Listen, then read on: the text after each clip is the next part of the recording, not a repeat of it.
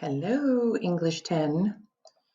I'm grateful that you could join me for a brief video. I want to explain something to you about submitting some upcoming assignments, just in case you don't know how to do this. Okay, now you're probably looking at this screen and thinking to yourself, why am I looking at a biology class for Mrs. Lomas's child? All right, because when you look at my classroom account, it's set up for a teacher. And so I had my daughter log in so that it would look like a student's account. Okay. There's going to be an assignment coming up within the next week or two that deals with a short story called Journey. And you are going to create a map that allows you to, in a sense, map out your life. I'm not really worried about explaining that right now. I just want you to understand that that's where this assignment is going to come into play.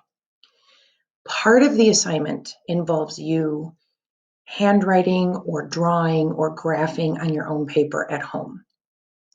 So you will end up using pencils, markers, colored pencils, crayons, paint. It doesn't really matter. When you are done with the graph, which again, you will see those instructions later, exactly what it is that you need to do. You then need to take a picture of that graph that you have drawn, and you are going to save the photo to your Google Drive. You can also email it to yourself, but I found it's just a lot easier for you to save it right to your Google Drive in your school account. At which point, you will then go into the assignment on Classroom. So you can see here, pretend that this is your Classroom account, that this is actually for my class. And you see over here on the right side of the screen where it says your work. Okay, I'm going to try using a pen here to point out some things. Okay, so just bear with me.